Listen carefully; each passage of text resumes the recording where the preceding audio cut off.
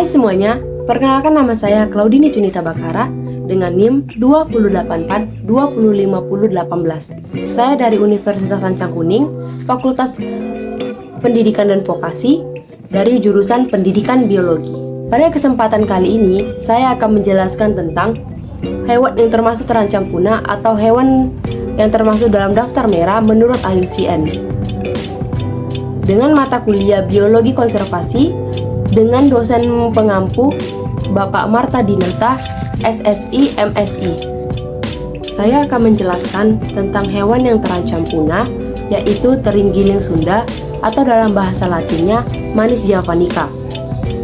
Hewan terenggiling Sunda ini termasuk ke dalam daftar merah menurut IUCN dari tahun 2019. Berdasarkan kriteria A2D+, 3D+, 4D+. Terenggiling Sunda atau Manis javanica berasal dari kingdom Animalia dengan phylum Chordata, kelas Mammalia, ordo Polydota, famili Manidae, genus Manis. Informasi penilaian menurut IUCN, terenggiling Sunda masuk ke dalam daftar merah pada tanggal 2 Mei 2019 dan tahun terbitnya pada tahun 2019.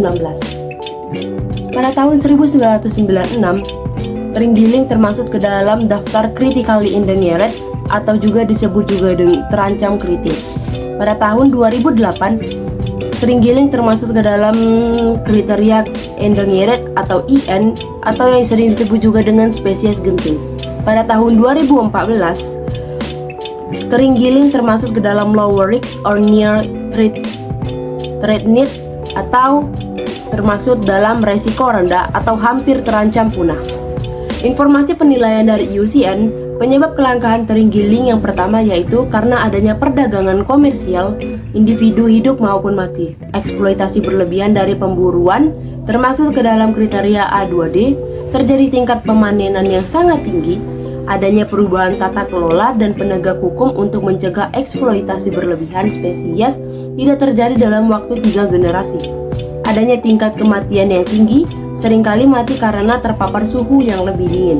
Dan yang terakhir, adanya ekspansi pertanian dan pemburuan manusia. Spesies ini terdaftar sebagai sangat terancam punah, termasuk ke dalam kode A2D plus 3D plus 4D. Populasi menurun sebesar 80% selama 21 tahun terakhir menurut 3 generasi yang diperkirakan 7 tahun yaitu 1998 sampai 2019. Terenggiling Sunda termasuk ke dalam sangat terancam punah dengan kode A3D plus 4D. Jangkauan geografi menurut IUCN. Di Indonesia, terenggiling Sunda tersebar di Sumatera, Jawa, Kalimantan. Di Asia Tenggara, terenggiling Sunda atau Manis javanica tersebar di Thailand Barat, Tenggara, dan Selatan. Ada juga di Myanmar Tengah ke Selatan, ada di Malaysia yaitu di perbatasan Brunei Darussalam dan Kalimantan, ada di Brunei Darussalam yaitu antara perbatasan Malaysia dan Kalimantan, ada di Singapura Alam Liar atau WRS yang menerima sekitar 20 terenggiling liar per tahun dan lebih dari 80% diantaranya berhasil dilepaskan kembali ke alam liar. Kemudian ada dari Republik Demokratik Rakyat Laos atau PDR yang terletak di daratan rendah, ada di Vietnam Tengah dan Selatan, dan ada juga di sekitaran Kamboja. Populasi dari terenggiling Sunda menurun sejak saat ini, dengan tidak diketahuinya jumlah individu dewasa dan tidak diketahuinya populasi sangat terfragmentasi. Adanya penurunan berkelanjutan dari individu dewasa. Habitat dan ekologi dari terenggiling Sunda atau Manis javanica yaitu habitatnya ditemukan di hutan primer dan sekunder, termasuk hutan teritrokap daratan rendah dan kawasan budidaya, termasuk perkebunan kelapa sawit, karet, dan pemukiman manusia. Ekologi dari terenggiling Sunda atau Manis javanica yaitu terenggiling Sunda aktif di malam hari, menyendiri kecuali saat berkembang biak dan merupakan pemakan khusus semut dan rayap. Terenggiling Sunda berkembang sepanjang tahun, bersifat musiman di bagian utara wilayah spesies tersebut karena suhu yang lebih dingin mengurangi aktivitas mangsa selama musim dingin.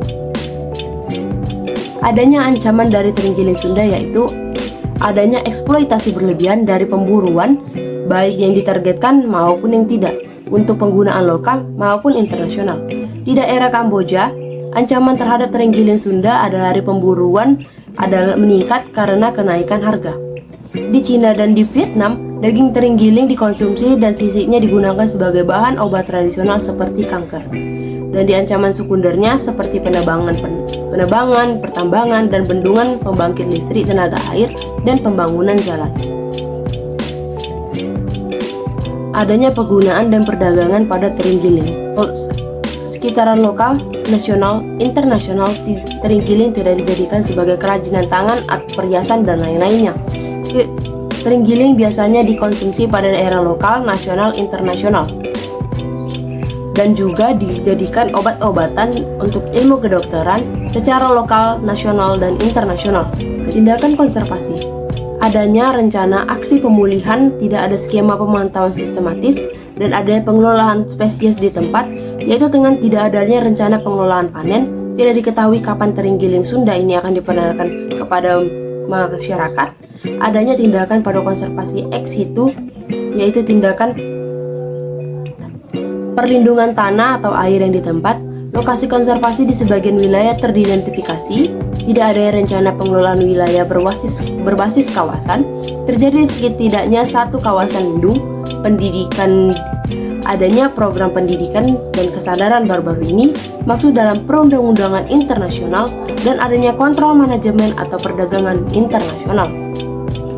Baik, sekian dari hasil penjelasan saya.